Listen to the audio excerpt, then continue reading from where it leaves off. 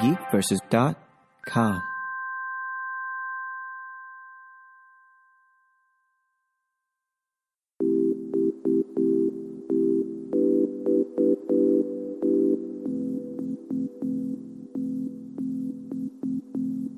Welcome, everyone, to another episode of Weekly Games Chat. I am your host, Chris, as always joined by my co-host, Sean. Hello, world. And John. Hi. And What? returning What? for, what is this? This is a third or three-peat. fourth? Yeah, this is the third. third time, yeah. So I'll be returning for the second time, because you don't return on your... I have to say, Don't before- introduce him. Just let it happen. Just don't introduce him. Just say, who was that guy? I have We'll to never correct- know who it was. No, I have to correct myself because a couple weeks ago I called him the world's biggest J.J. Abrams fan. He's the second world's biggest.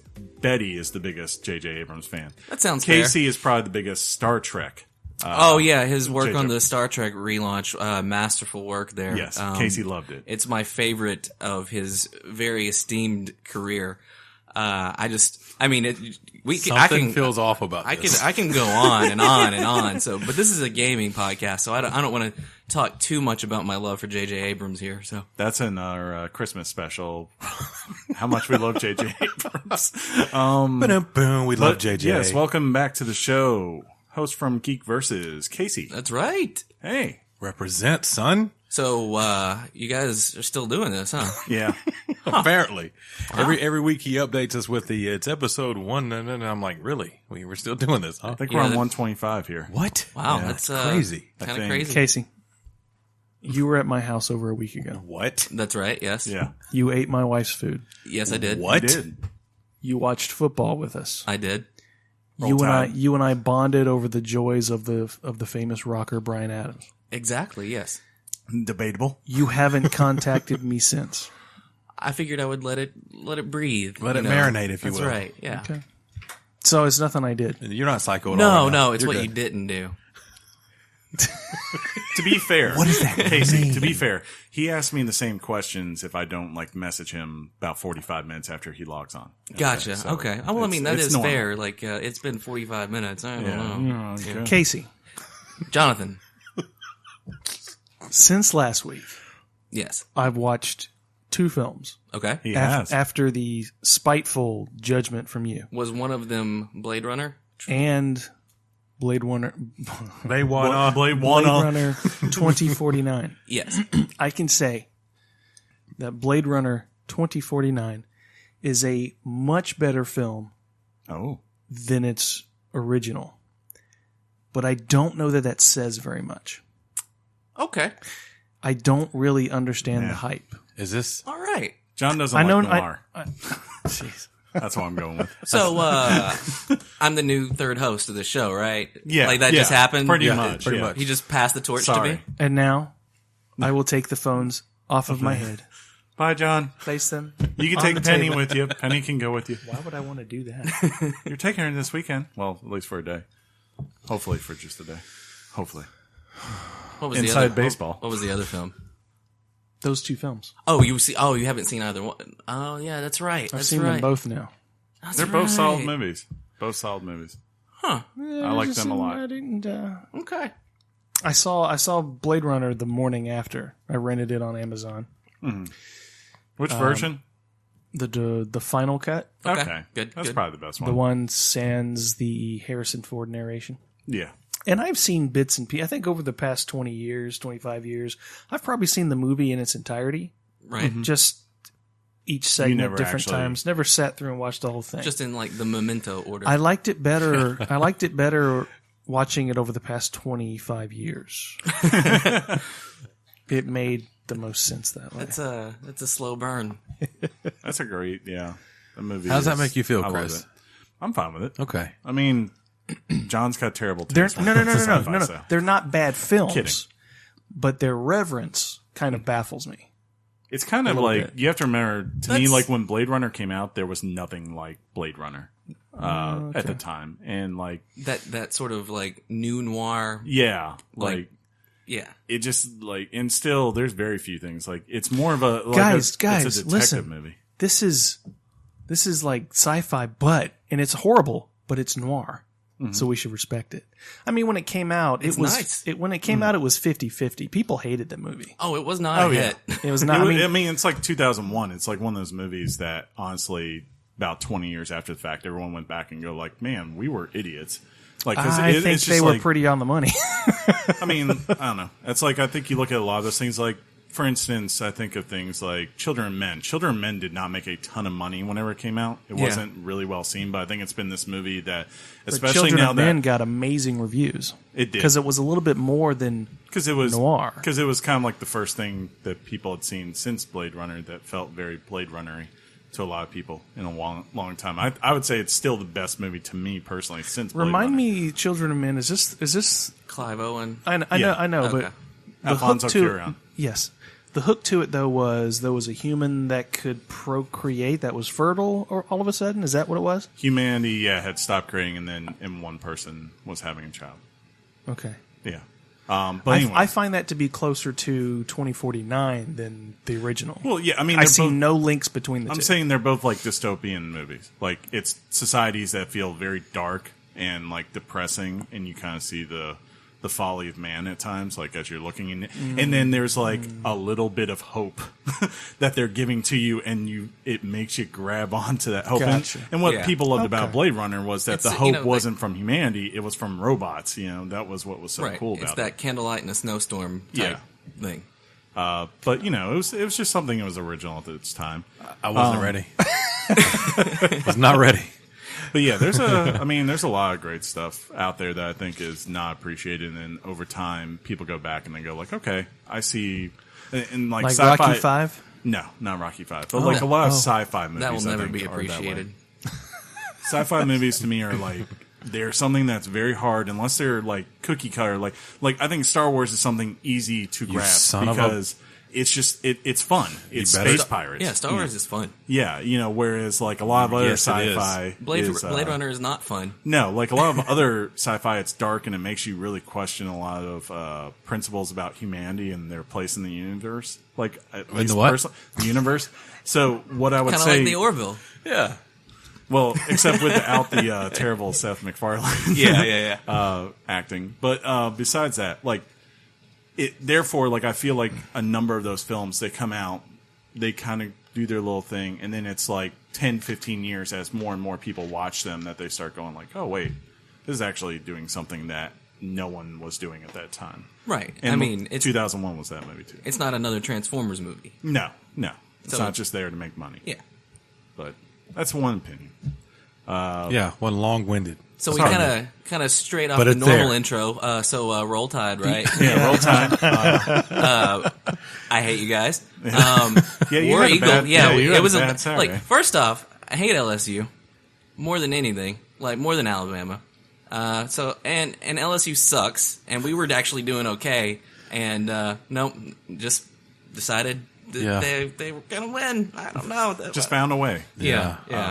And then what was it? Alabama played Arkansas, right? They did. Yeah, we did. And to be fair, this is weekly games chat, not like weekly video games chat. So Yeah. They think are about games, that. Yeah, technically. That's our tie-in. games, We just yeah. never put it out there like that. Okay. Yeah, We so we it's had a legit. very long conversation about putting video in the title, and we were like, no. No. No, we want to leave this open for sports. Sorry, What if we Monopoly, wanna do- college football. Yeah, Hide and seek, just all of this. any kind of game. We're really we're funny. unbiased here. Yeah. But besides that, did everyone have a good week? Yeah, I think I did. Yeah. They go by so fast for me. Stuff happens. I have a and- feeling my what week happens is when you not get going old. to go by fast at all. Tell us more about it. I can't. Okay. But yeah. Yeah, You can't, or you won't, or I'm you're not legally. allowed. Yeah, I'm legally not allowed to. You can tell us one thing. What? You can tell us the bare minimum. No, I can't. What did you do today? Oh, I guess I could tell you that. Well, duh, I said, that's all I'm saying. I sat at my local Delusions of government. grandeur, man. I sat at my local government center and waited for jury selection. Okay. So That's all you why- gotta Oh, say. whoa! See, Lock that- them up, guys. Yeah, lock them up. That's They're all you coming can- after you. Yeah. Hey, the judge looked at me as I left, and he was like, "Don't you do that? Don't you talk about this?" I was like, Oh, I "Okay." thought he meant like specifically, don't get on your podcast. We've done Yeah. our homework. We know. I'm a subscriber, and I would go like, "You're kind of older." For But he also this." said, and tell that Jonathan Barron I'm a big fan. Well, of course he would be. "Wow, he knew your last name. I'm impressed." Yeah. In its entirety. Barron, Barron. Ooh. Oh, so not like the person who owns land or Cannot bear children. or infertile. Yes. Or the guy who makes pizzas, the red guy. Oh yeah. That's His the aren't German that great. derivation. Mine's the English derivation. Derivation. Derivation. That's not the word I asked you to say today. That's You better right. remember. Because if you don't, I can't remember. it better come up. Do you remember? I don't. At some point, I need to turn off my screensaver on this new computer so that it doesn't go Computer. dark. I think you can just tell Computer. Cortana to turn it off. Computer. Watch. It's going to pop up. Hey, Turning PC off. no! Did not hit save. But yeah, there was a game that came out Friday that I didn't want to play, and then I watched some Twitch video of somebody. What video or what game? What Lies Beneath 2. No. Ah. So Evil. Evil The Within evil- 2. Yeah. You're like, I'm just going to make something up. Yeah. What is No. Harrison Ford So doing Harrison sequels Ford for everything now? No, yeah. He's doing indie, for what, the- 5? So we for the What Great Lies Kids. Beneath was him and Michelle Pfeiffer. Yeah, Yeah. I remember that. the Evil Within 2, I thought it would be more scary, I guess. More like Resident Evil-ish. And I didn't get that vibe watching it. Isn't it, is Eli Roth involved with that? I don't know why you The, name origin, drop. the I don't know why you do original that. Resident Evil guy is involved. He was Okay. involved in the first one, Okay. and I'm playing the first one right now. Yeah. In the opening section, there's a big, enormous, gruffly beast of a chainsaw wielding maniac. Chainsaw fight? Yeah. I mean, you lose every time. How are we forgetting to address the big thing that happened this week? That I'm uncomfortable right now. Yeah, I don't know what. Wow. How Even me? quickly, yeah, how quick, because you were kind of involved in this. I was? Yeah. Sean and I. We did? Because he's an idiot. And he doesn't remember. Sean and I got our first chicken dinner in. We did! Wow. Yes! That's yes. so bad. Our first chicken dinner in PUBG. So. In my mind, that was Okay, you kept years saying ago. WoW was in World of Warcraft, so that No. was throwing me off. PUBG, chicken dinner. I was I saying heard it you. more in For the those way of of- like, wow. yeah, for those of Like the Walking. actual word. Yeah. Not the People who- acronym for Forgive World us, of Warcraft. video game podcast. Yeah. well, people who How play dare WoW you think that WoW Game refers to WoW? podcast, John. and Game people who play podcast. PUBG would understand that the chicken dinner correlates to only one of those two. Winner, yeah. Yeah. Sure. However, That's awesome. Congratulations. Yeah, it was, That's not easy to do. I would like Noted to say he said that we. WoW first. I'd like to say that we came Jerk. in, we like dominated everyone, but it was more of me and him waiting as we listened to the sounds of a massive battle taking place on the other side. well, getting Then like you show up, hey guys. getting to the bridge, it was like things just fell into place. It was perfect. You really show was. up and go, "Where is everybody?" Well, we did kill some people like you're supposed to do, and we got some great equipment, and then we end up on this bridge. Yeah. On the right side of the bridge, death ensues on the other side, and then finally the circle comes in to us, so we don't have to move. And we took out. It ended up being. It was funny because it showed these numbers going down of people who are still alive, and it's down to 3. And Chris and I go, "Wait a minute, it's you and me, and then And one other Yeah, guy. There's one guy. We can do it. We can do it." So you were playing a team of two, so yeah, you both a duo. Yeah. Okay. 50 teams. So Mike D missed out on this. He did. We promptly sent him screenshots of our chicken dinner, though. We made that happen. So And yes. afterwards, we officially retired from PUBG. We feel like I we've mean, how could you accomplished not? everything that we need to accomplish. You've peaked, right? That's Right? It's only downhill from here. That's awesome. Yeah, I did forget about that. That seemed like so long ago now. Yeah. Sorry. Yeah. You're replaceable. Josh is my new bestie. Yeah, on speaking of Josh, what's up, Josh, if you're listening? The first night we get Josh in here, Chris's breast friend. that. Yep, my old best friend. His best friend. We're You're camped my- up, you're we're my camped up in a breast house buddy. in PUBG. And one of the rules is you do not initiate Talk contact about PUBG. What? Unless we've all decided to or, initiate or contact. you know you got him. Yeah. Josh has a shotgun that has like bullets that spread. You really need to be That's close. how shotguns work. Yeah, you need to be close to the person to do damage. He's in a house. The guy's like in a field, and Josh was like, cover blown. We immediately get bombarded. Yeah. Death. In Rush is a team of 4 and we were not ready for it. We were definitely not So ready he for doesn't know how guns work. He must be anti-gun. I gotta See, say, that's pretty standard in video games. Shotgun's a close range weapon. You don't snipe not with that the old, thing. not the old JD. That's why they call it the shotty. It's like the funnest part of that game is when we're all looting houses and all of a sudden you just hear a shot go off and you're like, what was that? And then someone has to come on the mic and go like, oh, that was me accidentally. Mother. And it never fails within like 2 minutes. Now, someone shows up. Exactly how yeah. far away was this guy? What do you say? About 100 yards, He probably. tried to snipe him He was with a football shotgun. field. Yeah, he was a long way away. He was getting the kickoff return. Let's just put it Did that way. he understand immediately why that went south? I think Did he get it? Chris and I were both like, wow, because we were playing on Skype. So, and Josh, when he gets on Skype, he doesn't have a video feed like we do. love it. He just leaves a still picture, and we're just like shaking our heads. Our heads are down. We're like, you did Looking not at just this do that. picture of a monkey and we're just like, Yeah, Josh is. look here, ape. Why did you do that? He's like, my bad, guys. I'm sorry. You guys were the last three? No. Well, this was kind of in the middle of a match. Okay. We were progressing. Things were going good. There was 3 of us. We had weapons and backpacks and Oh, he did though. He made up for it. He gave me a good suggestion for a new show that I started watching. Everyone, I want to recommend it. Big Mouth. If you have Yes. Netflix, it Oh is my an God. animated show with by Nick Kroll and it's got John Mulaney in it too. And it's If you want to hear more about Big Mouth, check out Geek vs. Week. there you yes, go. yes. Yeah, it's for those who are unfamiliar. It's an animated show about kids going through puberty, and I'll just leave it at that. And just know that it is so perfect because it perfectly just captures how terrible that time is and awkward for just about everyone that The grows up. hormone monster. I personally had a Best blast. thing ever. When he's talking Probably had about a lot of blasts. You do not watch I that in knew- front of I- kids, I- John. When I said it, I heard Casey respond. Yeah. Then he responded. Yeah, yeah. That was good, but that was a good recommendation. it is, yeah. You told me for a couple of days to watch it, and I started last night. Yeah, Josh is usually the guy who tells me to watch comedic things, and then I finally relent and do it and go like, why didn't I start watching this sooner? Have you seen John Mulaney's 2 stand-up specials on Netflix? Yes. I'm I going like- to push him. Have you watched? I watched Dave Chappelle's instead. He's funny. Yeah, Like they're exclusive to each other. You had to pick one. Like, Have you yeah. watched? Chappelle. Have you watched Too Much Tuna on Broadway? That's on there too. I'm not familiar. It's Kroll and Mulaney, and it's just a really funny shtick. I don't want to say anything else, but you'd like it. You've probably seen it, Casey. No such thing I as haven't too much seen, I tuna. haven't seen it. I did, however, watch American Because you know Vandal. why? I don't eat tuna.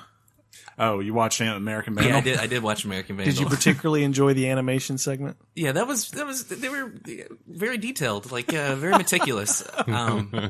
They just, yeah. I mean, look at the mushroom head, man. It's What? just completely different. What? Exactly, yeah. What? Purple-headed yogurt slinger. What?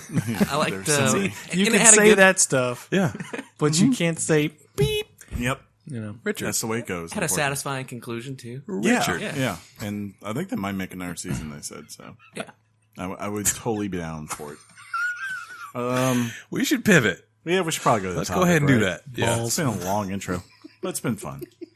Topic time.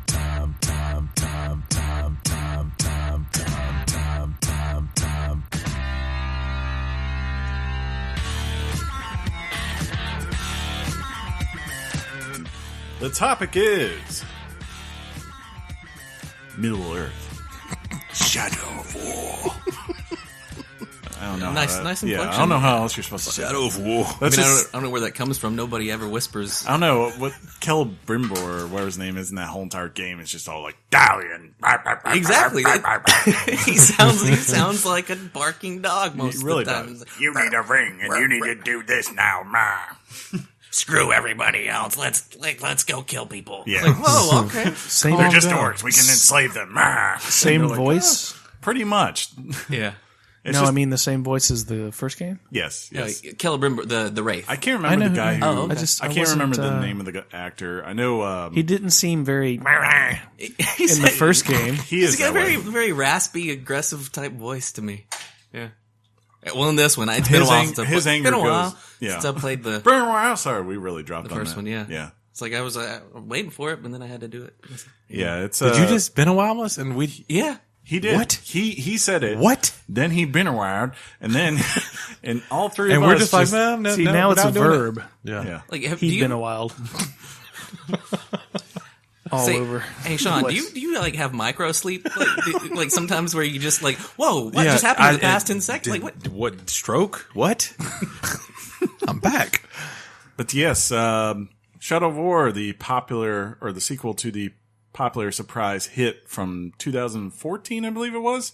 Game of the year, actually. For a lot of people, yes. Shadow of Mordor. Shadow of Mordor, yeah. Yes. Mordor. It's pretty good. It's pretty good. All right, let's go to the news. We're good? Yeah. Cool. Yeah. Yeah, I think we're good. All right. It's pretty good. Well, I mean, they ran an advertisement for this game. Like, that was a push, you know what I mean?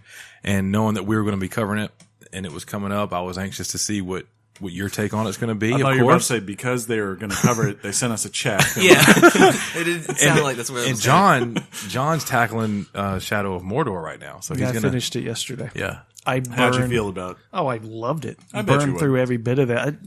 I'm anxious to see. You mentioned something at lunch today when you said that if the game didn't have this, it'd be a shallow game. I want to know if that sentiment kind of carries over. What to was this it? one. Well, I said the Nemesis system in the game is the star. If it didn't have it, Sure. the game would be an empty husk. I mean, it just Yeah. you have different fetch quests that really aren't even fetch quests. They're just acquiring relics here, images here. Yeah. Oh boy, if you like that kind of stuff, then you're in for a real treat with Shadow of War. There's definitely a ton of that. Well, I liked it to an extent. I mean, Yeah. depends on Yeah, what it was. I agree. I mean, that was what got everyone talking because I remember leading up to the release of the first game, there wasn't too much buzz because the Nemesis system had been kind of talked about in overall arching terms in presentations, but no one had really been able to experience it because it's something that honestly you have to play for quite a few hours to get a full appreciation for. Yeah. And that was what made it interesting because like all of a sudden in something like Assassin's Creed or whatever, where I would just go around and I might have to kill a target, but that's it. Like, there's no real stakes that feel like involved. Whereas the Nemesis system took that idea and said like, no, this person you killed, they're going to keep coming back. And if they kill you, they're going to get more powerful and they're going to taunt you as they do all these things. And like, Very infuriating. yes, like as you play something for 20, 30, 40 hours, whatever it is, you begin to get attachment of both respect, but also just fury against some of these orcs that you would come across. Yeah, my chief nemesis for Shadow of Mordor was this guy who he threw spears. He was immune to everything. Oh God! And he was undying, so like you had to finish. like come on, man! Like that's why he was my nemesis because like you couldn't kill the guy. You get those guys up to the war chiefs, and it gets to a point where you're just like, I don't know what I'm supposed to do to beat you, Right? Because you literally have no weakness. Wish I knew how to beat you. And he adapted too. Like so, like, I was like, what, throw me a bone here. Like what do I got to do? And it comes around to Shadow of War. So I'm playing that. Like my most jaw dropping moment of playing this game so far has been in the arena. And that was probably the hardest part of the game to me so far. Just watching them Pokemon it out. No. Whenever you fight in the arena, Okay, gotcha. whenever you go through that gauntlet type thing, Yeah. and then your nemesis from the previous game shows up, Yeah. I was like, oh, You. yeah, exactly. I was like I just like my jaw dropped, like my blood turned cold. I was like, this mother, Yeah. this guy's back. So you carried your save over? 'cause- No, I mean did I just too. played under the same account. I think it automatically. Okay, Yeah, so links it it. knew. Yeah. It knew So who basically, how that works is, and I might be jumping ahead, but it recognizes your nemesis from the old game and keeps them. Yep. If you played on the same system. system, Same system, it will pull in your. How cool whoever is that? Does it person pull in was. your war chiefs? I'm not sure. I think it just like kind of picks whoever No, your no. top nemesis was, and it'll pull And that's like it. a couple in. That's yeah. that's it. That's not really. It's Is that cool. interesting enough? It's interesting. It's but, interesting I mean, if you don't expect it. Yeah, But now So that you know. spoilers. Yeah. But again, it's still the same thing here, where it's more about the fact of just meeting orcs and how often they'll keep coming back and evolving on you in multiple ways. Like there's one I've met called the Machine, and whenever I kill him, he's like, you thought you could destroy the machine, but the orcs, they put the machine back together, stronger, better, faster. Speaking of Celebrimbor, one of my favorite things to do, and I would do it compulsively. yeah, You'd see on the you'd go into Wraith vision or whatever they called it. Yeah. And you'd spot the guy with the thumbstick. You push down the R3, and it would zoom in, and you'd hear Celebrimbor go, Orthok. Yeah. I would do that all the time because I was like, I love. I'm trying to think if they still do in this They do. one. Oh, Yeah, I they can't definitely do remember. because they got like one guy who's like, grow. It was like a whole bunch of R's and G's, and I was like, I'm gonna need you to try that again. Now, the big thing I've like noticed in this one though with the orc captains is that they've gone from like in Mordor it felt like they kind of just said about 5 words. They were just like That's exactly. I was they gonna went- make that same They point. go from like going like, "Oh, you're gonna look nice on the end of my stick." You know, that's kind of like what the first one is. Yeah. This one is more of like They write. they They're pull giving out a their speech. yeah, they pull out their Shakespeare and they're like, "Oh, now I have suffered years along this land waiting for this moment. You undead soldier, you will be what sticks on my sword tonight as I roast you in the fire pits of hell," or whatever.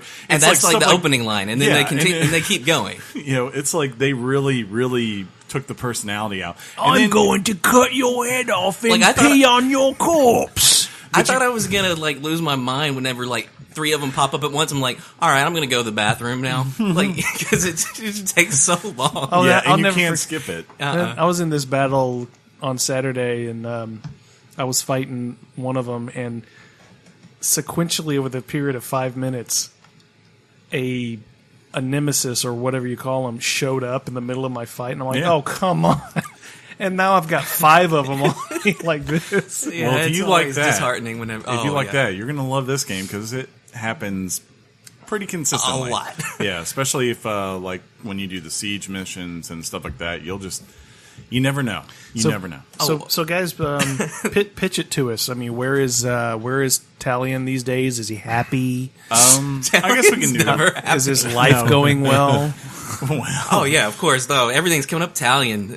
No, Can I spoil the ending of the first game? Yeah, basically at the end of the first game, no, because Chris is gonna do it. Yeah. yeah, I want to do it. Yeah, okay. That's Yeah. fine. Yeah, I don't care. The idea of the end of the first game is that basically Talion and Celebrimbor have figured out that in order to beat Sauron, they're going to need to forge a ring of power. And that's kind of where you start off with this game. And the idea is that Talion is going to use this ring of power to raise an army, but not before he first goes to Shiloh. Shelob. Yeah, and does a whole entire first act where you don't have the ring of power. Yeah, like he has Yeah. the ring in the opening scene, and then the second scene he loses the ring to Shelob. It's like, come on, man. Yeah, I really don't Tighten up. Yeah, the first Like, this that's not game even a starts spoiler. with- It's like 5 minutes in. Yeah. It's like the opening cutscene. He's forging the ring. Puts the ring on. All right, you play. You do like a 2-minute tutorial, and then he loses the ring. It's like, Yeah, pretty much. And it's like you have to go through the whole entire first act before really you get to what is the main purpose of the game. It kind of feels Yeah. like it's kind of like a big delay to reteach you all the new stuff. But yeah, the I have first to say act is it's a little essentially slow. the first act is essentially Shadow of Mordor continued. Yeah, like Redux. I don't Yeah, know. yeah. Something like that. It's like that part of the game doesn't feel like it's really. Is that sort of a challenge that developers have in bringing in brand new players to the game, but also remembering that you have to also put up with the idea that people who've played the first game have to sort of, Yeah. put up with it I for a think little so. bit. Absolutely. Yeah. So it's Yeah. kind of a challenge of developing. It's that, and it's also an excuse to kind of do a reset of your abilities from the first game, so that you have Yeah. to earn them over again. Because think about it, there'll be some players like you who just played it. Mm-hmm. They're going to come right into it, and everything's going to feel familiar. Even somebody like myself played a little bit of the first one. I would have no idea what's going on again. I have to relearn it. Yeah. Yeah. And then Chris played the first one. You did too, right? Yes. All the way through, but how long ago was it? So yeah, there is some acclimation of kind of relearning everything in there. Yeah, little bit. it's kind of like riding a bike, though. Like, Like if you've played any Arkham I game can't or ride- Assassin's I Yeah, can't Creed, ride- is there I've never training wheels learned. on the game, dude? well, if you need them, we'll get them for you, buddy. But yeah, like I would say after 5-10 minutes, I was like, okay, I know what I'm doing here, and it was more of like, oh dang, I don't have that ability right now. Like I really like Shadow Strike because it can, Shadow Strike is awesome. Yeah, if What you is need Shadow to, Strike? Shadow Strike is an ability where I see an orc that's like way over here. I aim an arrow at him, and then instead of firing the arrow, I hit square, and I automatically teleport to his location and kill him. Shut the front So door. if you need to cover it's some awesome. distances, That is dope. yeah, And And there's also in this one Shadow Mount, where you can see you can do that to a creature. There's a creature off in the distance. You do the same thing, and you jump on them. And Don't you have that ability in the first game? you might, Yeah. but you I know know you what? have And It's that's Shadow what- further Mount. down on Yeah. the tree. The important thing, though, is that you can do this to a Drake in this game, and that's all Yes. that matters. Is you Like get to started fly. from the bottom, now we're here? yes, it's- exactly. It's That's not a Canadian rapper, but a dragon, if you will. If you remember the Nazgul fly around on them. So and they are that in this is game. one of the best features of the game is just flying around over stuff, shooting fires and blowing stuff up. It's Right? It's You want it, don't pretty you? awesome. Well, as the moment the ending happened and Talion goes, "I must forge a ring of power," I went, What? Dang it. "The game's out. I can just jump in. This is like Netflix." Yeah. Yeah. But I didn't. That's why you wanted to go to GameStop today. I do gotta say, Nah, I was. for Yes, I was. before we continue, I will say this: if you are someone who is a snob of like Lord of the Rings mythology, Oh no! I this is- suggest you go check it or not play this game, because this game plays like a lot of things fast and loose. Well, tell me about that. Why exactly is that the case? Well, as the first, like for instance, the first game kind of sets up. This takes place in between the events of The Hobbit and Lord of the Rings, so like that 60-year period before. And I think like they mainly do these things just because they need something. They need you to go do something. Right. The idea seems to be like, hey, here is the rise of Sauron's army. The problem with that is like certain things that they have in this game do not occur in those 60 years. We know when they occur. They're in the timeline of Tolkien. Mainly, Well, the tell me biggest, what. Tell me the what. biggest one is Minas. You start out in what is called Minas Ithil, which was the name of the city when it was controlled by Gondor. Minas Ithil becomes Minas Morgul, which for those who have seen like Lord of the Rings, remember when Gandalf and Peregrine are sitting up on Gondor and all of a sudden they see the green light come up and the army come out? That's Minas Morgul. Yeah, I'm with you. So like why they show basically how that city goes to the Dark Lord's army. The problem is that happened like almost 1,000 years earlier in the history of that. Like not it had like been 30. no, yeah, it had been something that had been like well established, and like you see them building Barad-dûr, and it's kind of like you're like, that's kind of off a little bit too. That's also super old. Yeah, they do that. Like Shelob apparently now can transform into a woman. Yeah, that's super weird. But yeah, I mean, yeah. it's narrative purposes. I get that. But Yeah, it's kind of like that. It's hard to feel sorry for a giant spider, and It's something like when you look at it, you just have to accept like this is not canon. None of this is canon. It's basically an excuse to give you cool experiences and do all the things that you want to do in Lord of the Rings. Like, I think people want to go to all these places and to battle these things that are part of the lore, and to do that, you kind of have to make some exception when you have something that has a well-established history like the Tolkien narrative is. So is the Minas Morgul the only real example of flat out wrong? Like you can't make any justification for this? Because I'm reminded of the old Ben Kenobi quote, "What I told you was true from a certain point of view." I mean, Tolkien could have come back from the grave and said, "Yeah, she was always a woman." I mean, sure, guess. except that she's always just been a spider. Yeah. But what if these types of things, which is now owned by WB, I mean, don't they fill gaps as opposed to simply playing fast and loose? Yeah. I mean, the ring was forged It's under a- Sauron, but who's to say that Celebrimbor never did it? Well, no, he You know what I did mean? do it. He definitely did. Yeah, Okay. that's history. Yeah, you can fill in gaps, but it's like square peg, round hole. Yeah. It doesn't fit. I guess, like- you can try and fill those gaps. You're taking something that So I a guess like, female existing as the spider doesn't fit? You're saying that just doesn't fit? It's just- we're forcing it? Well, that's never been previously established by anything. And Yeah. It's kind of more mean- like, to me, it's more like when you take something like the Tolkien narrative, which has been built for almost half a century and, or over half a century. And it's like got that it's been built out so much by the author and his son, that people are very passionate about it. When you come in and you just start playing very loose with it, people get upset. Like, Well, let me ask you this. Is there- Unjustifiably, Yeah. I would argue. No. Is there any other video game series that you can think of that is really canon and ties into another universe and it's straight up canon?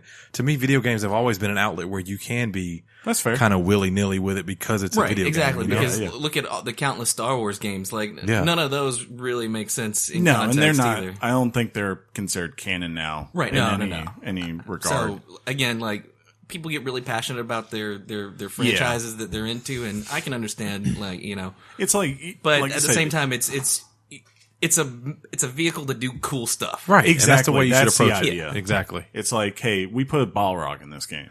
And, you know, you could sit there and question, like, well, that's not, you know, we know where that when Balrog's, you know, and all Right. that kind of stuff. But it's like, yeah, but you get to fight a Balrog.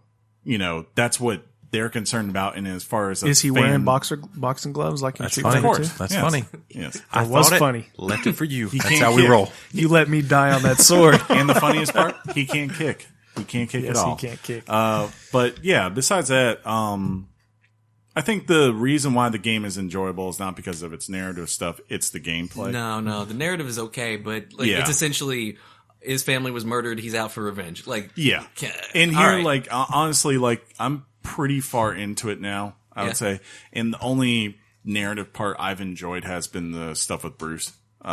Bruce, if you all remember, Some guy from, named Bruce. No, he's an Bruce orc. the Orc. No, it's Bruise. If everyone saw the E3 demo, they highlight him where you turn him over. He's kind of like where Ratbag was the narrative orc from the first game. Mm-hmm. He's the narrative orc for this one. His story is fun. It's kind of lighthearted as you're going through. You know, He's you very could- jovial for an orc. Yeah, you can see like where everything as far as the story is going, but you're fine with it because he's just so funny to listen to and he's just cool to hang out with. Versus like maybe some other missions like where you're like, okay, this is depressing. Oh yeah, okay. like all of Gondor. yeah. So the Yeah. most interesting question I think I would want to ask is, how do they expand on the Nemesis system?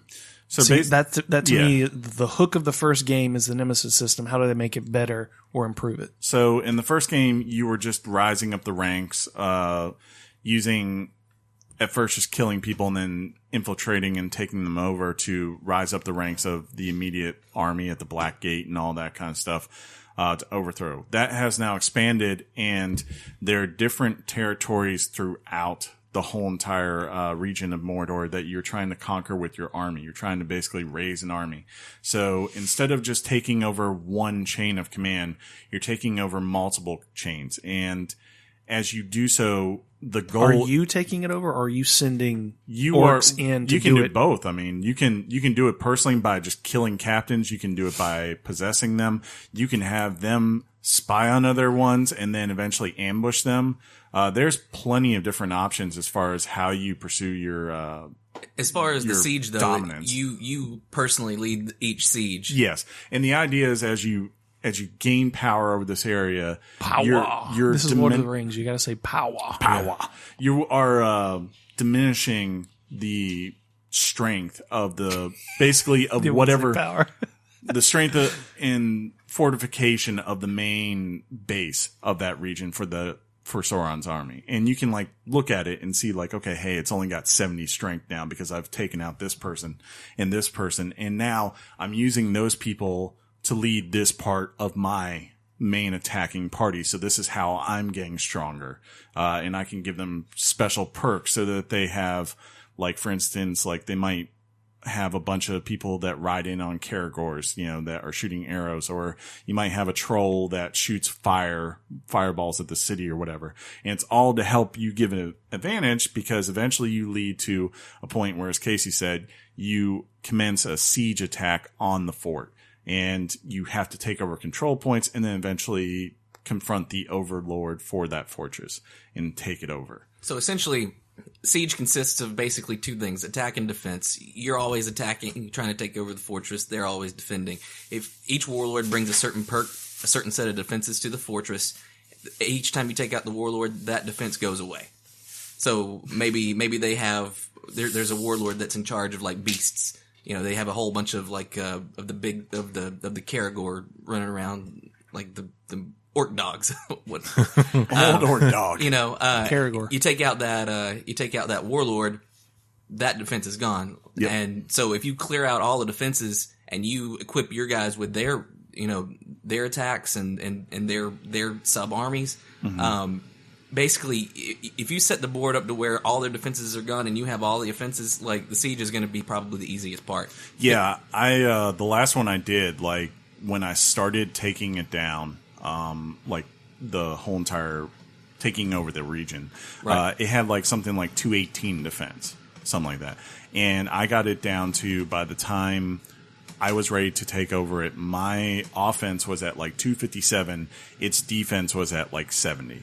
And it took me all of about a minute and a half to take 3 points and Yeah, get to the you just- entrance point. Because Was that an Steamroll. early point of the game, or no, does it was much further on where I had built up and But what I he's just saying, had what he's not immense saying power. is, like, getting the board stacked that way is what takes. That's the grind. That's the grind. Because Yeah. I had done or it you the can other skip way. all that, Yeah, and you can have a really hard fight at the fortress. That's fine. That's your choice. That's your option.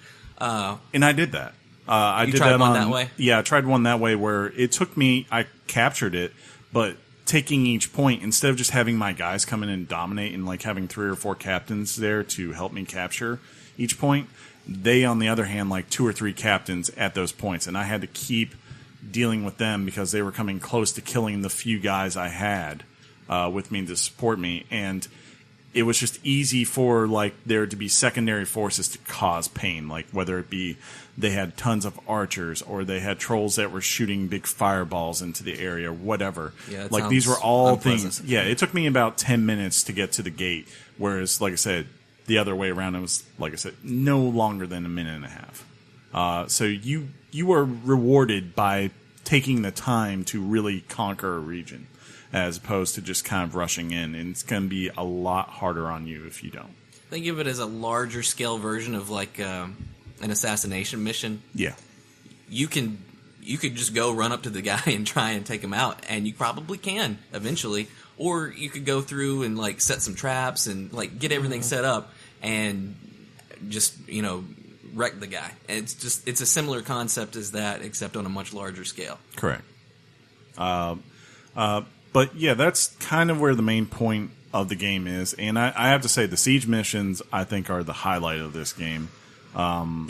There's 4 main ones as you start off, and I think there might be more later on as far as I that believe come so on. because I was doing the math. I had done like 2 of them, and Exactly. I was like 14% done after having done 2. All right, This doesn't there's make sense. There's some extra ones somewhere. Yeah, but they are fun just because you get this huge that Lord of the Rings sense of what I think everyone loves, whether it is the Like you Battle, hear the horns, yes, and like the Battle of Helm's Deep or the Battle of Penellum Fields or whatever it's called. Pelennor. Thank you. Like those kinds of things, like where that's what people really love about the. Yeah. As far as its epicness and its broad scope. The scope and scale and yeah. spectacle of it all is it feels epic. Like it feels like you're actually in a battle in a siege. And you're over there and fighting and just dominating. You turn around and there's like your orc captain that you took him over, and he's just sitting there demolishing all these people around you, and you're just like, yes, this is war. I feel the power. yeah. And then whenever you go take out the Overlord, you go out onto the balcony and you give a little speech, and it's pretty awesome. Now, on the other hand, the battle with the Overlord. Those aren't easy. No, those are not aren't easy. fun. No.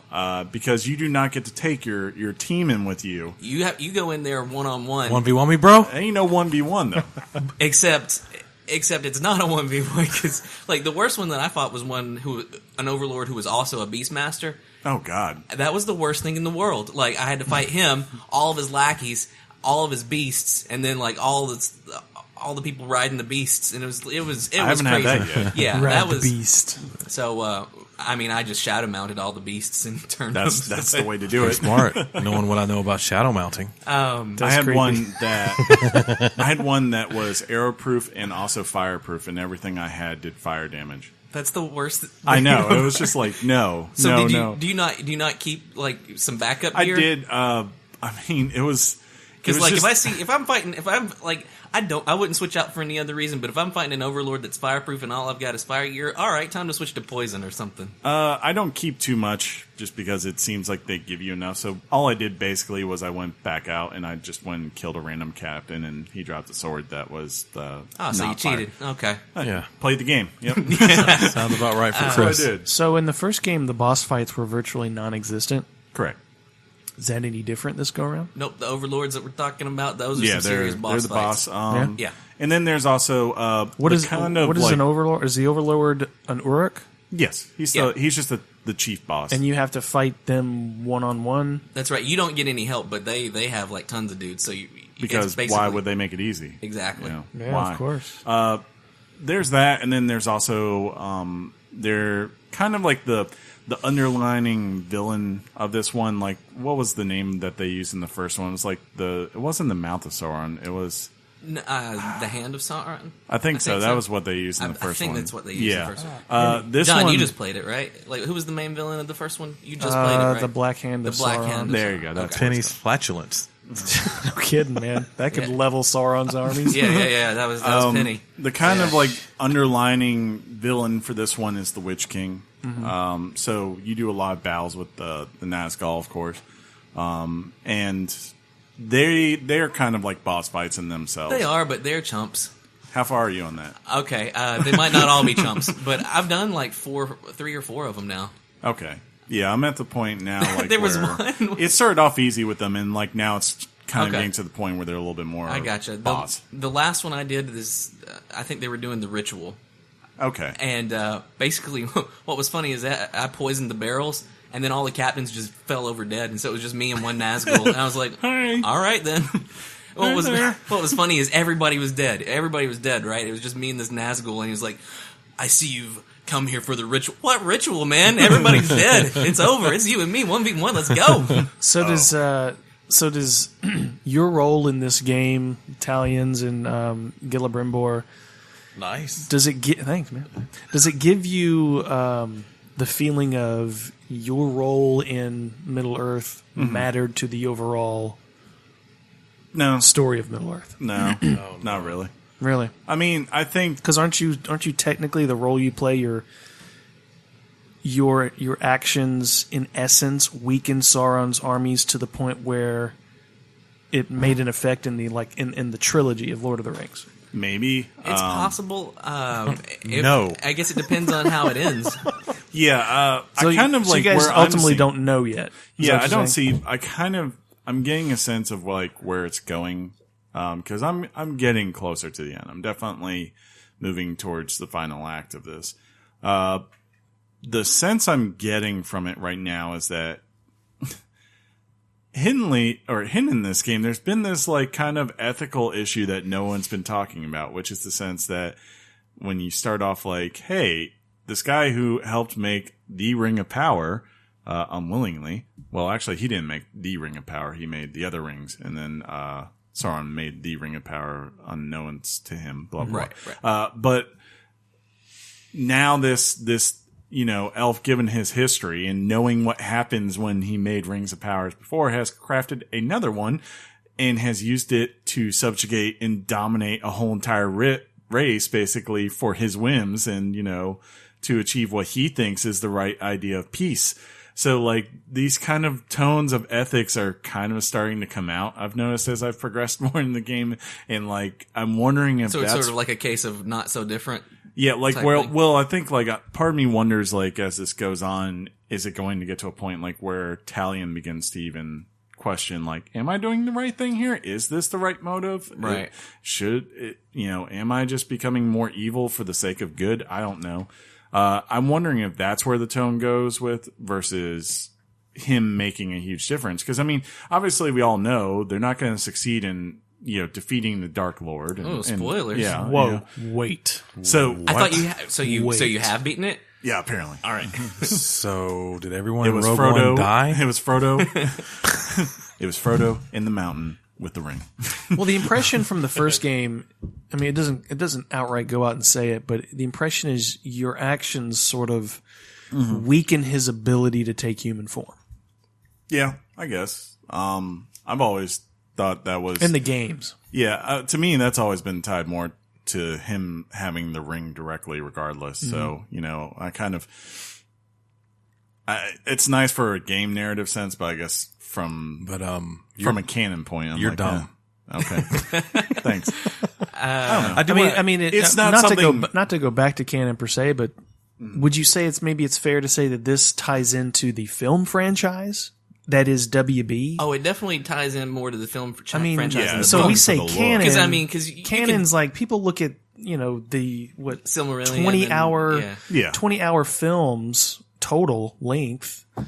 So is this game to be included in that canon, or is it to be included in the book canon? Because I would argue with that the games play better towards the film canon. I mean, it is Warner Brothers. It's definitely it has the trying same to get aesthetic. Yeah. It's getting that same look aesthetic. what y'all did there. That was nice. Yeah. I said canon. They said aesthetically at the same time. Like that's man. like there was one orc who was called something dwarf hater, and he was Yes, he was, I had that guy too. He was straight up wearing Gimli's helmet. Like he had Gimli, from the movie, that version of that helmet. Yeah. So yeah, there's no question in my mind, like as I play this game, that it's clearly drawing more from the movies designed than the books. But I don't know. I kind of still think this is all outside the realm of everything, you know? And that's fine. It's its own thing. And again, it's just like we mentioned earlier, it's just an excuse to go mess up some orcs.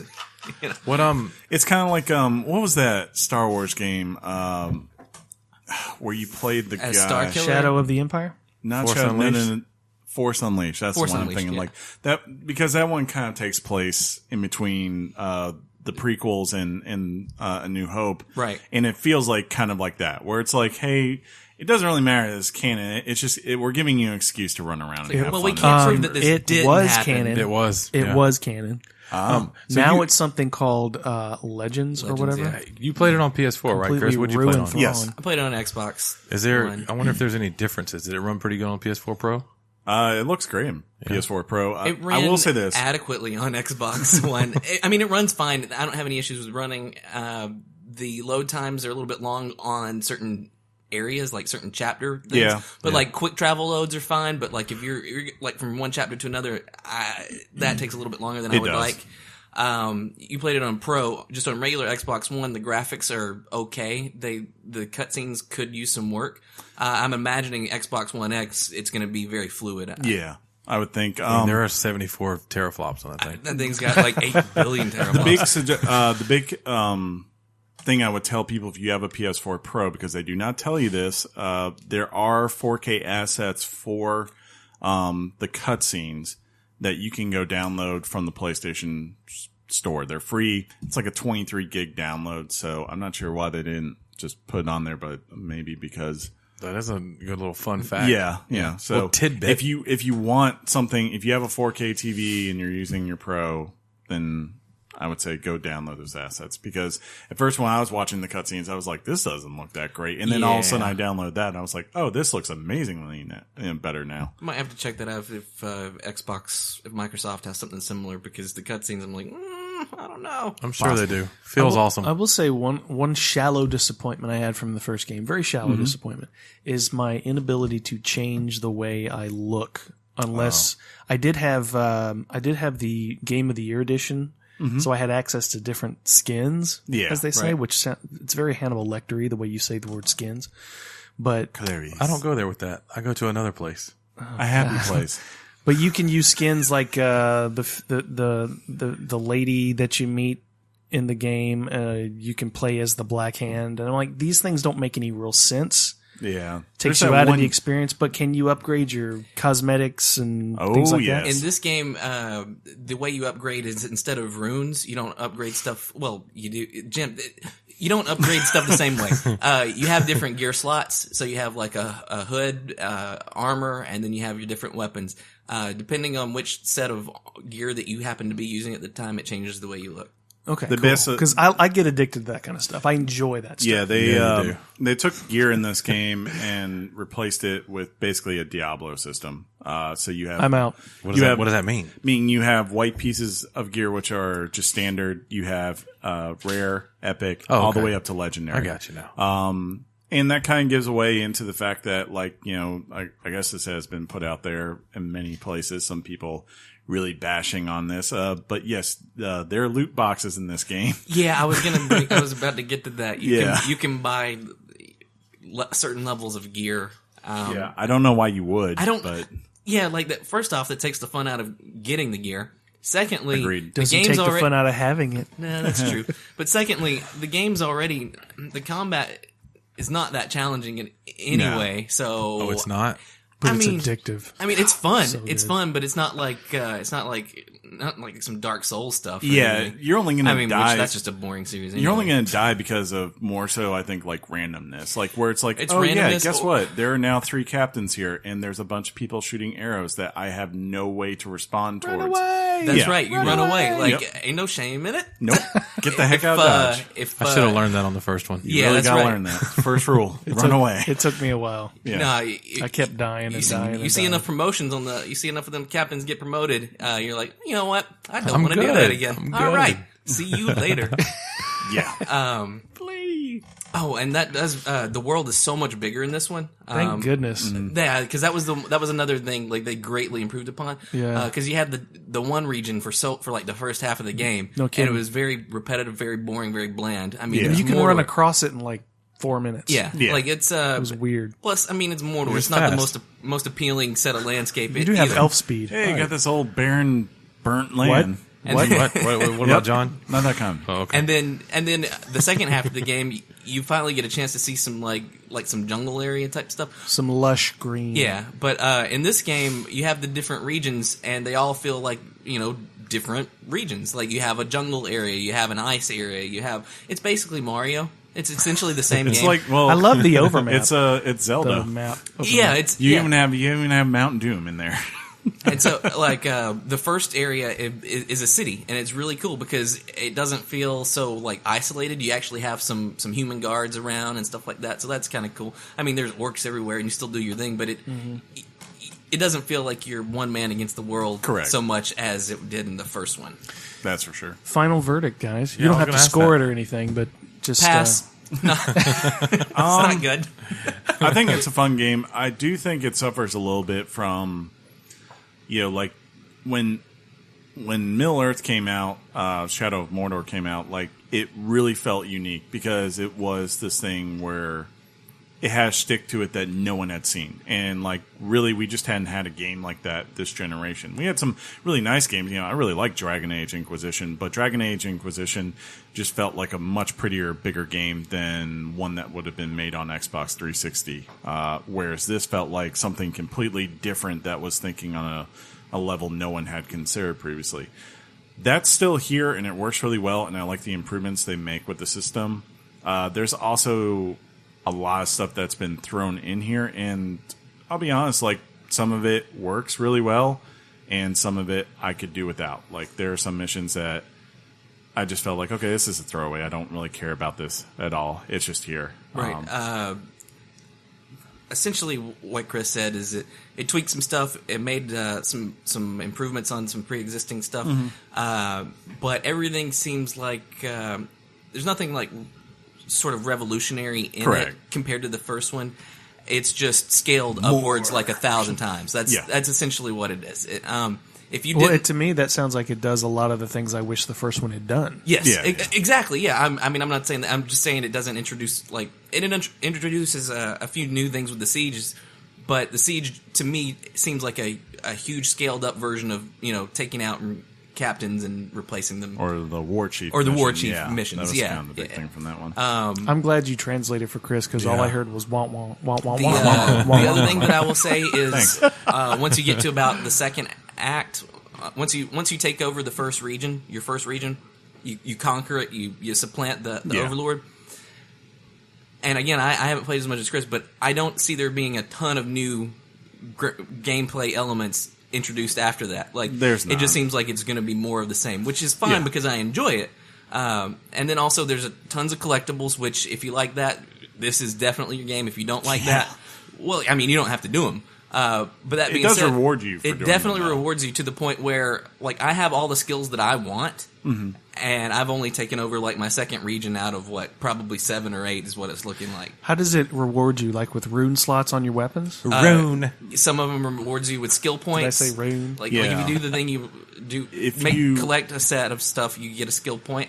If you can get runes, you can there's another set of things that you collect that gives you a piece of legendary gear. I'm trying to think, I think between unlocking all the towers in a region, doing all the Shelob memories in a region, doing all the Celebrimbor ones in a region, I think all of those every single time, I know with his alone, each one you can get Each a individual skill one point. you get a skill and point. with the other two, I know that once you complete get the set, you get at least a skill point from that too. So on top of that, between that and leveling in this game, every time you level or with certain missions you're getting skill points, you can rack up regardless of how high you actually are pretty quickly to where you're going to have a good base of abilities. and Casey, can you like translate that for me? Okay, I'm just kidding. Jerk. Come on, man. I love you. Again, I'm level 25, 26-ish, and I have all the skills that I want or need. Yeah, I've kind of now, especially because the That's kind of a secondary. bummer. It is kind of a bummer You don't because want any more as you... Well, you have a primary skill, and then there are 2 to 3 secondary options, and you can only activate one at a time. Mm-hmm. And really, what I found is I go, well, I want that one, and that's the only one I really right, care it's about. this one's clearly Yeah. you do triple damage, or this one you have 1 more HP. Yeah. Well, Now I'm kind of to the point where I'm looking at things and I go I don't I'm looking for abilities that I just do not utilize that much at all, Right. to plug in a secondary ability. And so that to is it. that's one thing that I think that would have been an amazing addition to the game that they didn't do. Is I was really hoping that once you got to your siege part, that would unlock a new skill tree. That would have been I think a fantastic addition to the game. I agree. Well, there is one little thing you can do with that Okay. afterwards. But I mean, I want it to be a whole new tree. I got what you're saying. I got what you're saying. Is there a season pass with this? There is. I think it's $40 if you want to get it. They released 2 DLCs for the first game. I didn't play any of them, but there is a multiplayer aspect to it. yeah, there is. That it's small, but it's more strategic than anything. You can go to someone else's fortress online, John's out. and I mean you don't You don't actually fight them. you don't actually fight them, and you don't actually impact their fortress. Basically, what it does is it sort of replicates their setup, and you sort of go into another independently host Correct. fortress that's exactly like theirs, and you try to take out their fortress. Yeah, and if you do it, you'll get some bonuses for that day, some extra gear and all that. I haven't done it.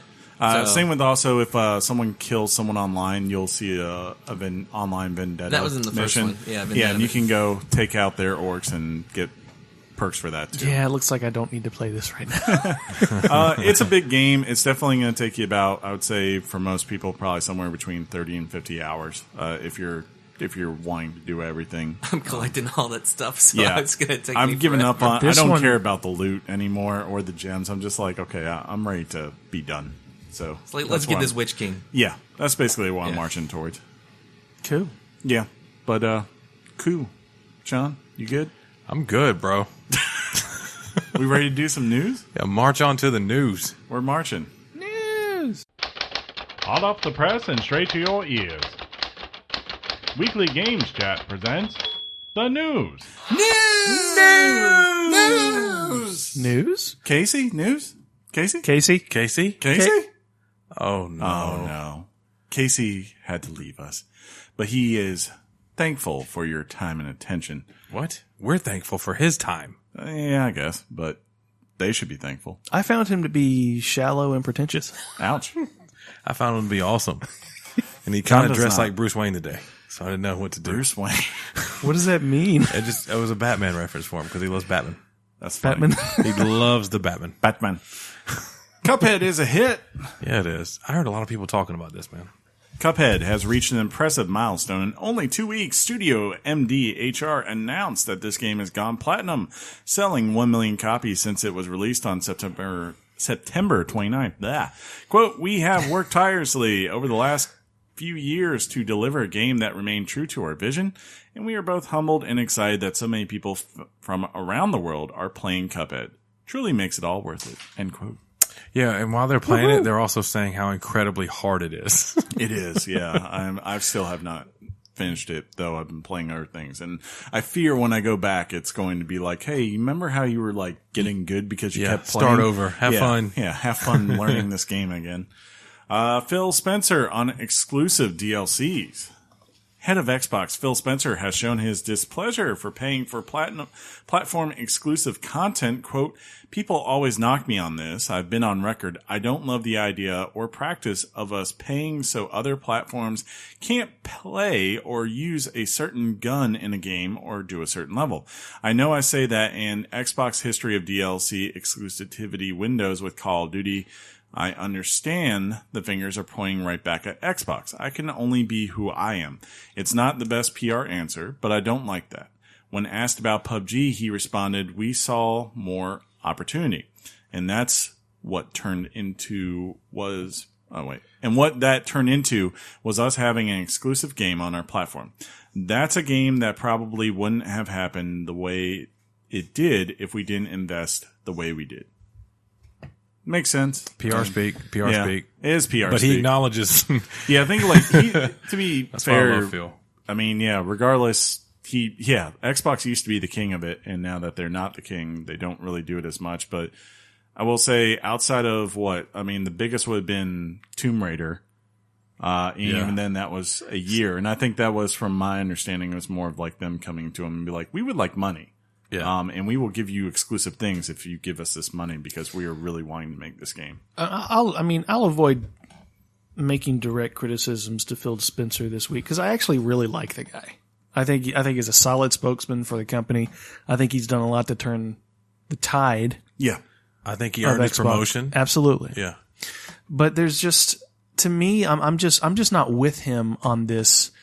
Look, I understand the sentiment behind, I've got to wait for that gun another 3 months before I can play it because I play on PlayStation, not on Xbox. Yeah. I understand feeling disappointed in that. But I think things like that, and maybe on a grander scale, getting a season, getting DLC months before somebody else does, all these things, I feel like that's called competition. And I feel like that's what makes platforms better. It's competition. That's really always been the driving force that makes anything better. It drives technology. It drives new innovations. It drives ideas. And that doesn't happen in a vacuum. That doesn't happen when there's no competition on the table. Mm-hmm. I just think he's off the mark here because it's like, what does his investors think? Well, I think he's kind of honest right there. He is being honest, saying but most people won't like that. But it's like his investors saying, you can't have it both ways. You have to.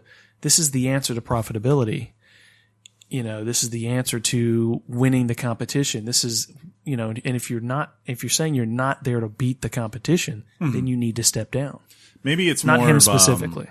It might be one of those things. I will be interested to see if if there comes a point when Xbox is king again, right. What he does then, because you really just, it doesn't mean anything until that happens. Sure. No. Yeah. I would say though, from everything I've gathered, he seems to be a guy who's like, hey, I want to do what's right for everyone, not so much on these kinds of things, necessarily what is all about us. Of course, though, he's going to do what makes money. But, he could have easily done a lot of things different if that wasn't the case. He didn't have to make Minecraft accessible to all other platforms. He didn't have to I make believe it him.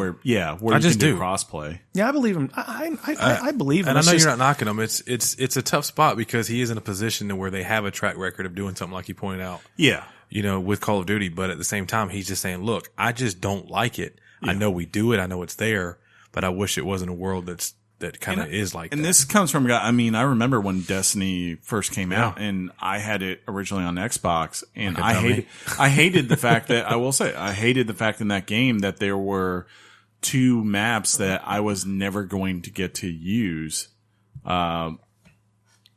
No matter what, I think like it almost took like 2 years before they finally came to the Xbox version.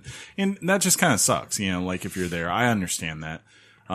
It's definitely a little bit less of a hit like back when it was for Call of Duty where it was like, hey, Xbox got it 2 weeks early. But for something like that was when I was like, that sucks. I mean, we have to ask ourselves, would we have the light bulb if Edison wasn't a greedy SOB that hated Tesla? I mean, ask yourself that. He didn't do it to better society. He did it to make money. You would have had a better light bulb is what you would have had if you just had Tesla. Ha! Ubisoft season passes have been detailed. First up, South Park. The season pass will be $30 and becomes available on October 17th with 3 DLC packs and free day 1 content. The day 1 content will include Relics of Sauron, costume and perk packs, as well as Tally, your gaming bud, which will provide an in-game tip-giving buddy. That's so perfect for him. The first DLC pack is Danger Deck, where players will have to face the Ultimate Combat Challenge in Dr. Timothy's Danger Deck. Next will be From Dust Till Casablanca. That's awesome. Which has your team with the Coon and Mysterion team up to defeat a demonic presence at Casablanca. Lastly, Bring the Crunch will feature another new story with all new superhero classes. Assassin's Creed Origin will have 2 major DLC packs. First is the Hidden Ones, which will be released in January and will take place years after the events of the main game. It will feature a growing brotherhood as they clash with Romans. The Curse of the Pharaohs will launch in March and will focus on the Egyptian mythology. Players will fight undead pharaohs and other monsters with new skills and further increased level cap. The season pass will include these 2 passes as well as the Roman Centurion and Horus packs that will include new outfits, weapons, etc. No price has been given at this time. So Ubisoft is like, we have detailed how you will keep giving us money, and we are fine with this. Give us money. Heck yeah, man. I typically do buy the season pass for Assassin's Creed. Yeah, you do. Yeah, I don't. I'm actually getting more amped up to play this game now. Mm-hmm. I'm seeing things on the social medias, and I'm reading a little bit more. I hope it's I think it's going to be. I think it's been long enough since I've played one that I'm ready been to a play while. more. Is what you're I saying? didn't say that. I did not say that. Well, I will say, I bought the season pass for Syndicate, and the reason I did is because it had Jack the Ripper DLC, and it had steampunk outfits. That's You all love I the care steampunk, about, folks. You love the steampunk. I do love the Yeah, steampunk. You should be steampunk-ish for Halloween. Why aren't you? You know the guy I work with that looks a lot like me? No. Yes, I know you're talking about. Who has my name? We're dressing up as twins. That makes fun. Okay, I can That see makes that. funny. But that's work. That's work Halloween. I'm talking about like house Oh, in Halloween. general. Yeah. Like when we can be like non-PG and Yeah. you can have your sexy steampunk outfit that you've really wanted to wear for Yeah. the last 10 years. With your big stupid hat on and those glasses and some gloves. You're like, look at me. I'm steampunk, John. What? That's how you talk when you're on Halloween. They don't know that. That's a fun fact. Sony has doubled down on PSVR. Sony showed off a list of over 60 games coming later this year and into 2018, like Gran Turismo Sport. Other games include Supergiant's Bravo Team, Bethesda's Skyrim VR, and Doom VFR. Other notable games are Moss, Gollum, and Samurai Punk Pitties? I don't know how you say that. The American Dream. I don't know if there's like a... Might be. Yeah. It's PTY. I don't know. I want to love you. Yeah, I was surprised, but they did, like, what they announced recently, they redid the bundle or whatever, and... Yeah, because we were like, why didn't they just come out with this bundle to begin with? Yeah. Yeah, and they're really doubling down on the PSVR, and I don't. Andrew was like, how much PSVR do we have? And they were like, we have this much, and he went, double it. Take that amount to VR. And guys, what does VFR stand for again for Doom? Very something we can't say are. Virtual Yeah. reality. Can't say it, but I like that. Do that again with your mouth. That's good. yeah. That's real good. But it is nice to see, like, if you bought PSVR, there's something coming for you. It's not dead. And it's been a nice slow trickle. It's a thing that I think right now, is part of I actually PlayStation. dude, Moss, I want to play it. Yeah, like something part of PlayStation. It's like, oh yeah, this came out. Let me pick up this. Yeah. my VR and use it. That seems to be what the idea is. Well, PSVR for me is something I definitely want to try, but I want to go to somebody's house and try it. And then if I like it, I'll go, you know what? I want that. Yeah, it's just I don't want it. I don't know where to go to try it. Here's what we do. Probably I mean? like Sony Studio. We go in three ways on it, right? What about it? We go in 3 ways on it. Can you and trade then- that stuff in? I've You seen can that. trade No, that in. I've seen this on an episode of Simpsons. They bought a comic, and then they all thought they were going home with the comic. No. Here's the and deal. That's not the way it should work. We'll hammer it out, but we go 3 ways on it, right? And then if one of us wants it, if 2 of us wants it, if 3 of us wants it, we'll do like a thing where I pick a number, let's draw a thing, whatever gets it. You gotta just pay the difference. Okay. Then you have it, and then if the other 2 still like it, they can then go buy it. Okay. But if Interesting. if we, you know what I'm saying? Capitalism. Yeah. Yeah. Boom. We should do it we should dub it research for the show, right? Tax deductible. What? We're a corporation now? I'm getting mail, dude. We have some things to tell That's you. funny. I owe the IRS $10 million. What? What happened? Guys, what did you do? PUBG has hit 2 million. Yeah. PUBG has pushed the game to the tops of Steam concurrent player listings and now has broken the 2 million mark. This is the first Steam game to do so. This has surpassed other Steam giants like Dota 2, Counter-Strike Global Offensive, and Team Fortress 2. It's important to note this milestone was reached as soon as Weekly Games host Chris, John, and Sean discussed it on their podcast last week. Coincidence? I think not. I think it's we need to take John out of that. It's more me and you, right? But he did help us talk about it. He was there. We played it. We got a chicken dinner. I think that's what did it. People were Yeah, like, they well, went, Sean "Wait a and minute. Chris got a chicken. Wait a minute." If these 2 guys can get a chicken dinner, anyone can get a chicken dinner, You would think so. right? I'm happy for them, though. Brendan Green will never, I think that's his name. He'll never have to work again unless he really wants to. Yeah. He's rich. ESRB has weighed in on loot boxes. The Electronic Software Ratings Board has waded into the recent discussion on loot boxes, saying the mechanic does not fulfill criteria for using gambling as a game descriptor. Quote, while there's an element of chance in these mechanics, the player is always guaranteed to receive in-game content. We think of it as a similar principle to collectible card games. Sometimes you will open a pack and get a brand new holographic card you've had your eye on for a while.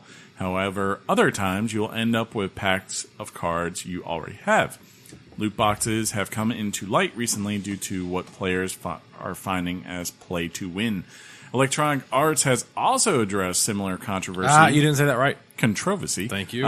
Regarding its upcoming Star Wars Battlefront 2, EA has attempted to address loot crates and the appearance of a pay-to-win strategy. Star cards, outfits, emotes, and victory poses will be available in the loot crates purchasable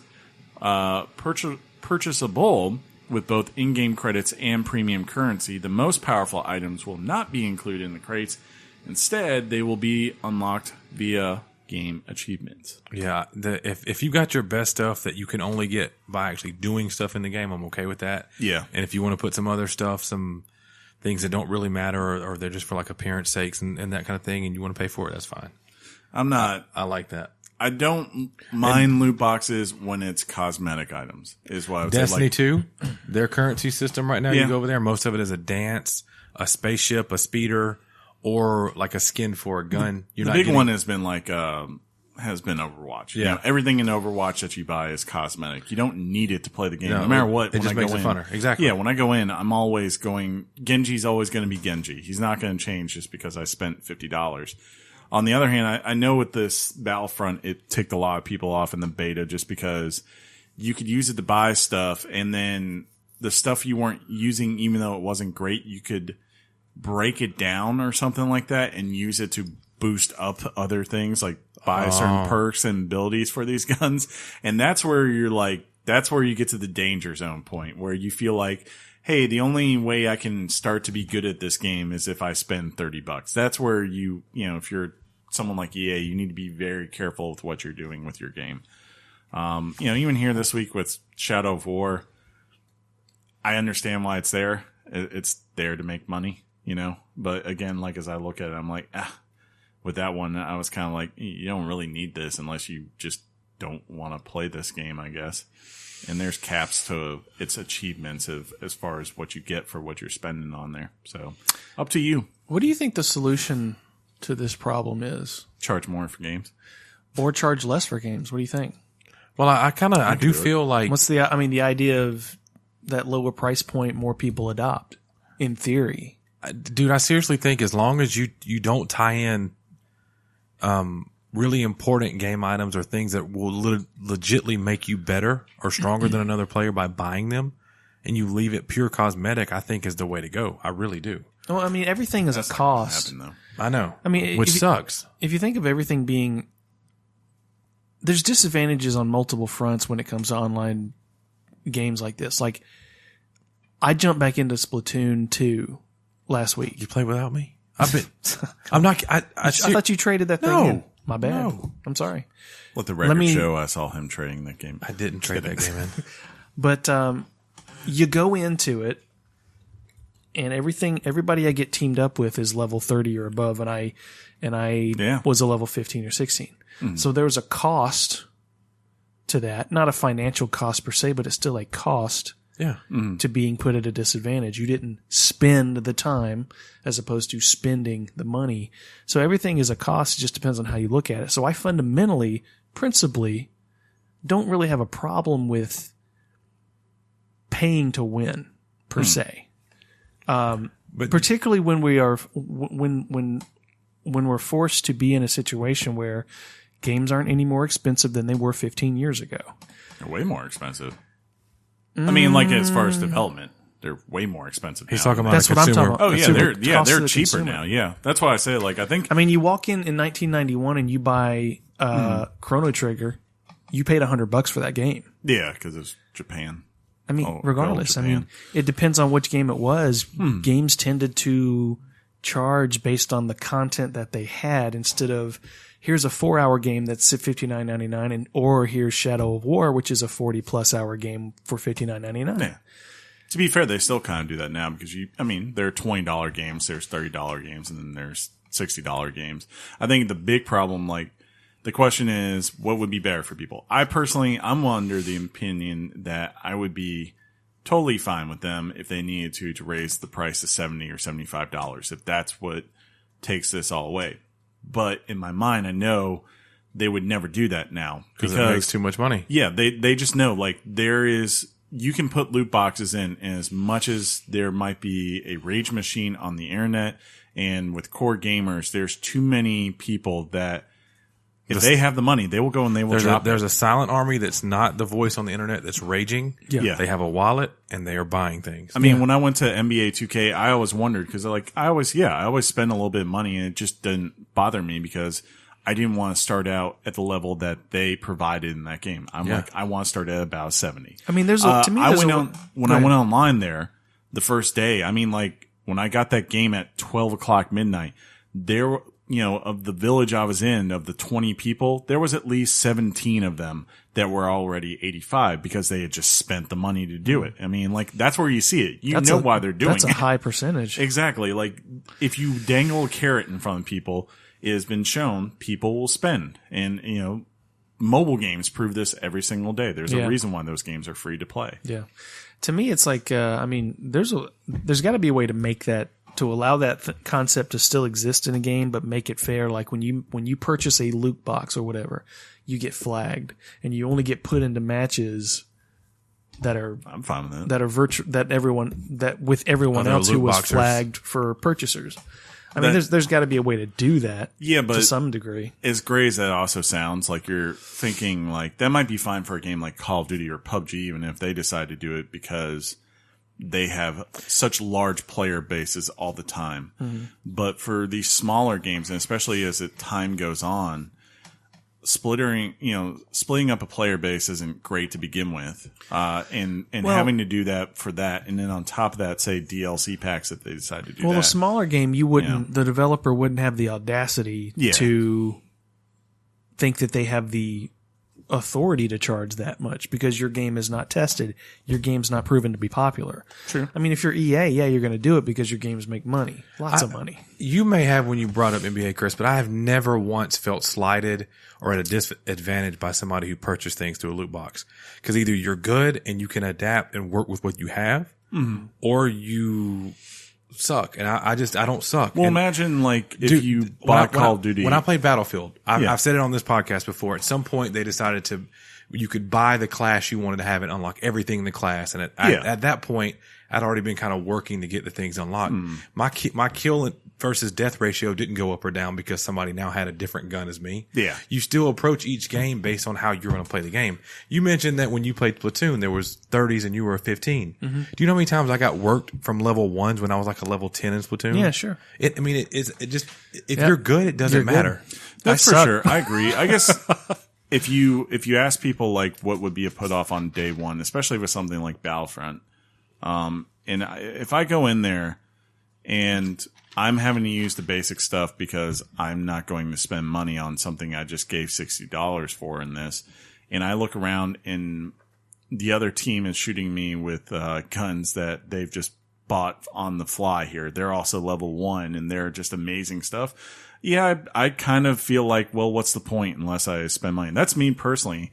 But to be fair, I didn't enjoy Battlefront's multiplayer stuff that much to begin with. So their gun is a way of saying, everybody's doing it, Chris. Yeah. Come to the dark side. This fall has definitely felt like the year where they're trying to figure stuff out. Because even Forza last week got criticism because, in past games, you would go and you buy cars from the shop. That's what you would do. You win races, build up your character, and as you got more money and more licenses, you go buy more exclusive rare cars. Instead, it's all about buying loot boxes in this one. And I can understand someone who plays a racing game, you don't want to take a roll of a dice on a car. You want to get the car you want to get and go race it. That's what you enjoy about these games. So they're having to figure this out. The idea is, how do we make money on these things that cost a lot and are only costing more, and we can't raise the price from $60. Exactly. Because they're trying to figure it out in a climate where the consumer has decided that $60 is that magic number. I'm telling you this, regardless of how long the game is. I think the uproar on the entire thing is on mythical, just like paper, the internet. I don't think it's as big as the deal as people are making. Yeah, so the internet makes things real when they're for sure. It's the hardcore that's speaking out, but there's a ton of us who don't care. It's like, if you want to go buy that, cool. If I want to go buy it, cool. If we don't, there has not been a game that has changed for me dramatically because somebody, it just hasn't. Interesting. True. I mean, I wouldn't. I guess I wouldn't know. I mean, I guess it's one of those things where I would say, do I think it's going to ruin everything? No, but it's something that if it gets out of hand, and we've seen this before, eventually there will be a correction. Whether it be eventually, maybe eventually people just get tired and they do start going to PC gaming culture more or whatever. And if they see that shift, I guarantee you everyone will correct very quickly. Sure. It just takes time. Yeah. But finally this week.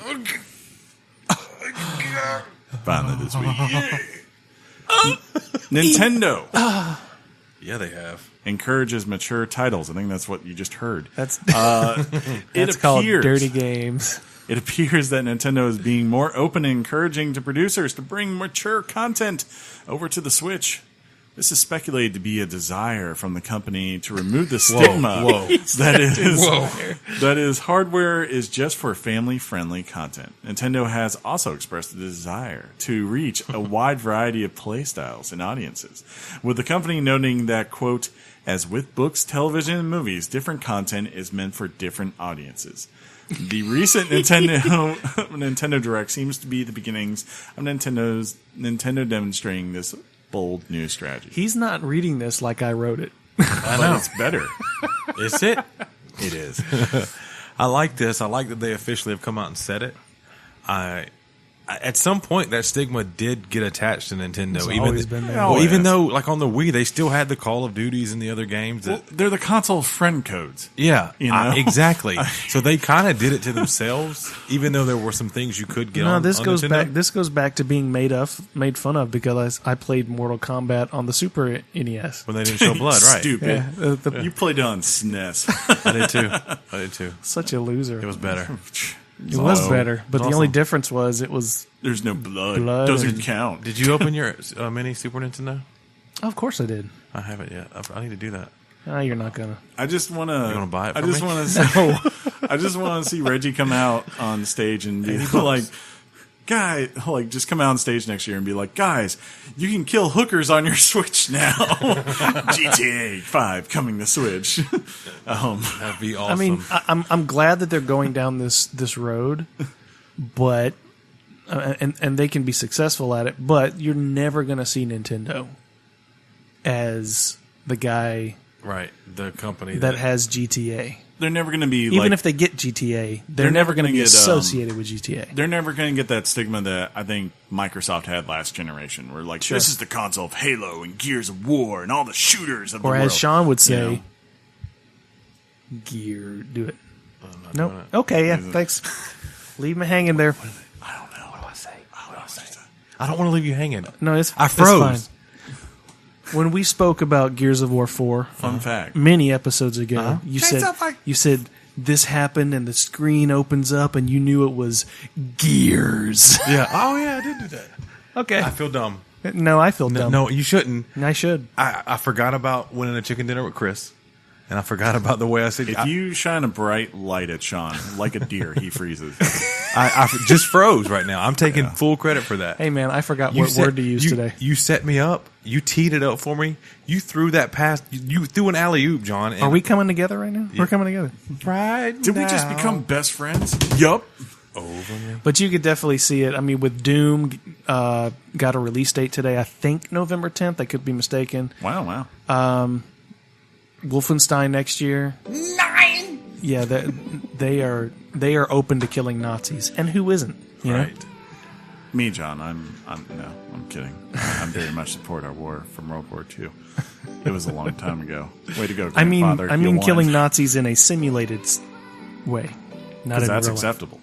Yeah, that's the only acceptable way. Now. Right. Right? In a civilized society with laws. Watch, get it. like, We watch get it. tomorrow, like, We're going to get letters. somehow tomorrow, like, the shadow Nazi government's going to rise in, like, Malaysia or something, and we're like, oh, we can kill them for real again. Yeah, we can. Yeah. They're sanctioned by a government. Let's kill them. Anyways, Are we? Is this we can wrap it up. Good episode, guys. never? Okay. Let's do it.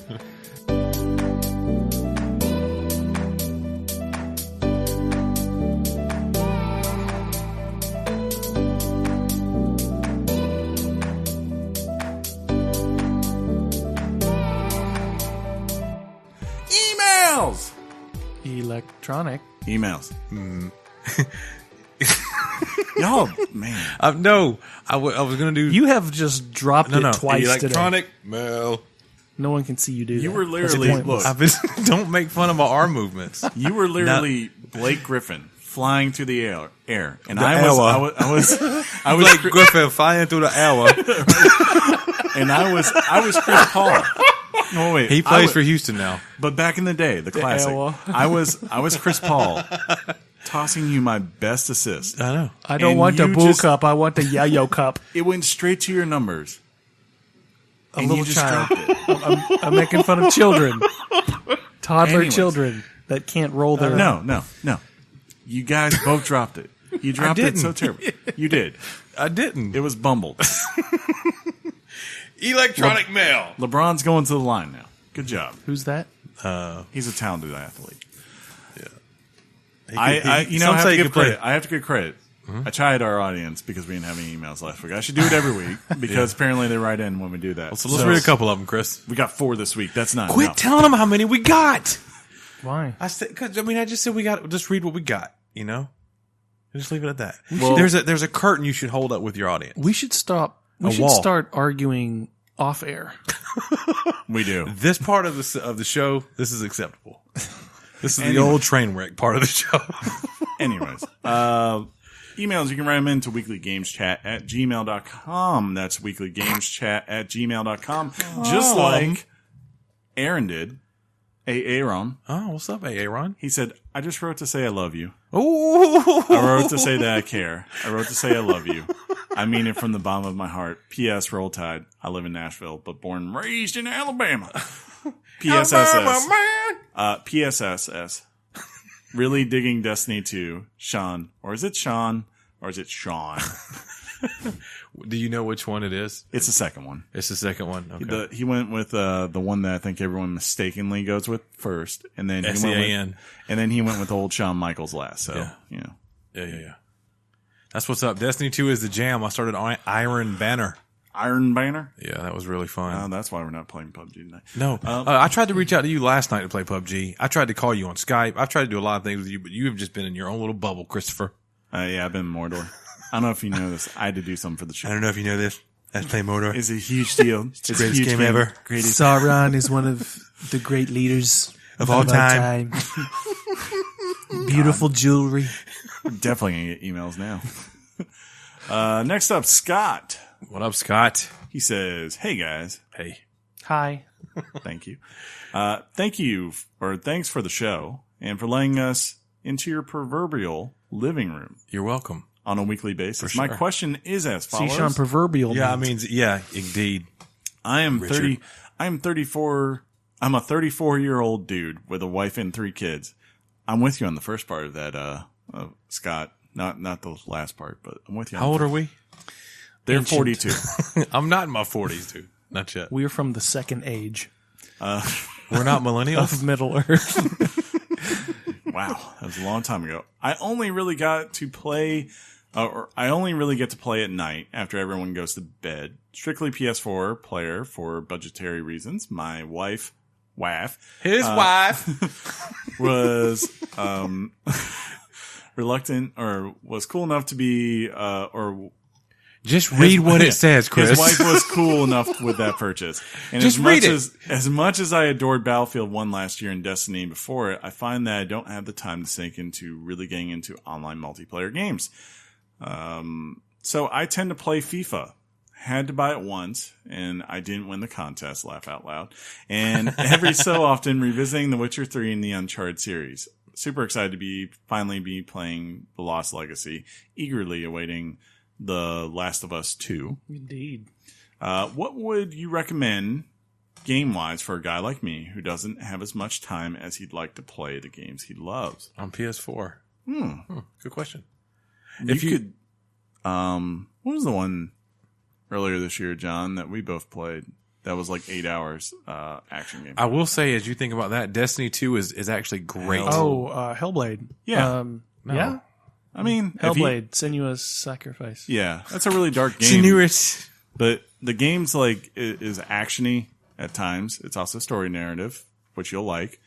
Very pretty much like Uncharted, but it's only like 8 to 10 hours too. So if you're looking for something you can beat. Some of the other games we've covered, like Edith Finch. Yeah. Nice little short game. If you don't really have a lot of time to play, you don't have a lot to invest in it. Chris and I liked Firewatch. John did not. Because he's a fool. That's a great little game to play, and if you played it at night, it might be a little more intense. Yeah. If you, I'm guessing whenever What was the Nutsack game? Inside, That one's really good too. it is really good. Also, Limbo from them too. I think is out there. I wish they'd have just called it the Nutsack. I'm not sure. We just called it Sack. Yeah. And you have no idea why they call it Sack until the end. Sack. If you never played it, whenever it comes out on the new version of it comes out on PS4 here, Shadow of the Colossus is one that shouldn't take you too long, but is considered a classic to many people, so it might be worth checking out. I feel, because he said that, I feel compelled to say Last Guardian is a excellent game. But I wonder, Chris, if he's, and we've named a bunch of games if this is what he meant, but I'm wondering if he meant robust games that have good stopping places. Where you Metal can Gear grind Solid? and then, I mean, I think Maybe. the Shadow series, Middle Earth. Yeah, I guess. I mean, if he's looking for something bigger, yeah, there's tons of single player experiences he can go off into. Like you said, The Witcher 3. If you like Witcher 3, go play Dragon Age. I really like that one, the last one. But if he's looking for more confined things that, have like chapters and all that, maybe like the new God of War when that comes out, that might be something you want to look at. Yeah, for sure. If you own a PS4, you have to get the new God of War. I'm just going to put that out there. Okay. Yeah, there's a shirt getting printed up that says that, so it's legit. If he's into survival horror, Resident Evil 7 is a good. If he's not even familiar with the series, it's easy to pick up. You don't have to know much about it, and it's not that long. It's very intense. And on that same vein, Evil Within 2 or Evil Within. Yeah. Those can be pretty good little games. So, booyah. I think we've done our job. Well, tell him to tell him. Yeah. Let us know if we hit the mark or if you need some more. We can help you drill down a little bit more. For sure. Drill. Justin. Drill down. Yeah. Justin from OKC.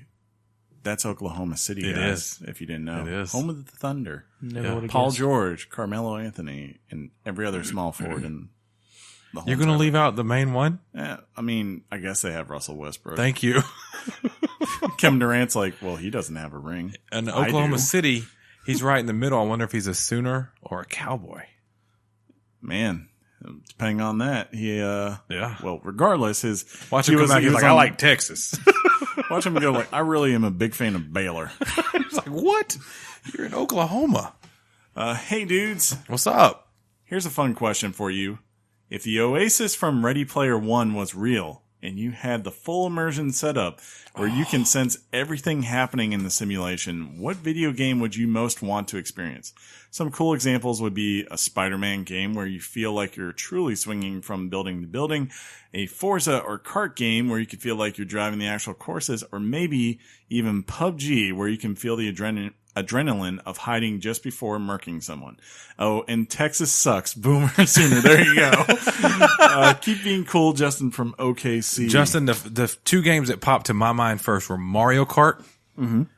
I'd love to be on a cart and throwing turtle shells and stuff at people. For sure. And I would love to play PUBG in a I real, wouldn't. because you're not really dying. I don't need that. I don't need the That would be stimulation awesome. of what feels like a Soviet era house as I just hear people come from outside, like just quietly approaching and knowing that I'm probably going to die in 5 seconds. Although I wouldn't want to play like a Spider-Man game like you mentioned because I'm terrified of heights. And I just remembered I have to jump out of a plane in PUBG.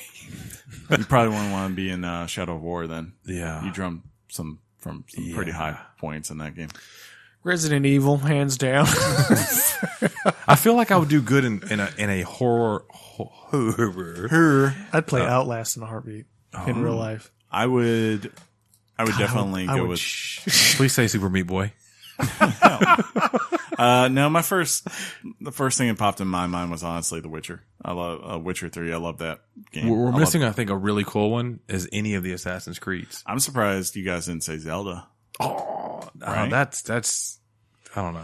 And that would be fun. That's There's a lot of overrated. running. There's a lot of running in Zelda. There's a lot of places I would visit if the Oasis ever becomes a reality. And I think I would have to visit a Mario game. Just to like jump up and hit a block and get a coin out of it. Also Shadow of the Colossus. That would be That'd really be pretty fun. dope, yeah. I mean, just to like see this I love the 70s story the theoretical creature singing a questions. sword at me. I would be Samus. Oh. Yeah, you would. Wait a minute. Would you dye your hair blonde? Yeah. Would you become a woman? Would you get a ponytail? Yeah, I would wear her Varia suit. Or would I'd borrow it for the day. Or would you want to like meet we her call you and then Jennifer? and you just be Johnness? Would we call you Jennifer now? Is that what we should call you? Jennifer? Yeah. Why Jennifer? It starts with a J. Juanita. Let's go with that. Okay. That works. I respect it. Finally. Thanks RJ. again for that email. Yes. Thank you, Justin. Boomer Sooner. I know our bigger upper guy is happy about that at work. Bigger upper guy.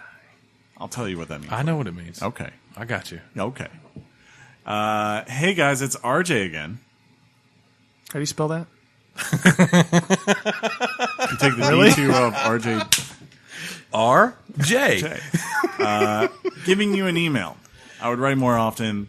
but I didn't want to seem creepy. No, we like it when you write us. Yeah, that's how you become a regular of a show. Yeah. So do it. I want to ask Sean, he didn't spell it right, how he's liking Destiny 2. Myself, I didn't realize how easy they made things for everyone, which is nice, but I burned through the content way too fast, and specifically the armor. I like how some of the armor looks, and we would keep it, but the stats on some of them don't fit my game style, and I just trash them. Are you having the same issue or feel as I am? I'd love some input. Game on, gentlemen. Hey, yeah, I love Destiny 2, and you hit the nail on the head when you said the content really was player friendly this time, where it almost held your hand. Yeah, I remember to a degree. From the show, Tate wasn't too happy about that. But you do the actual story content, while it's better than Destiny 1, you can go through it rather quickly. Mm-hmm. And especially if you're leveling more than one character, you're going to start skipping cutscenes and things of that nature. I've definitely been involved with it. We've gotten to a point where we raided.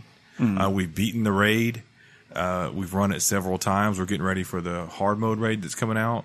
I mentioned earlier the Iron Banner started, so that's great.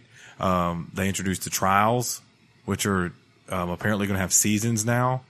So is the Iron Banner, Iron Banner's going to have seasons. Okay, so it's basically, it feels like they're slowly emitting, from afar at least for myself, while they have the raids and all that, and those will periodically come, right?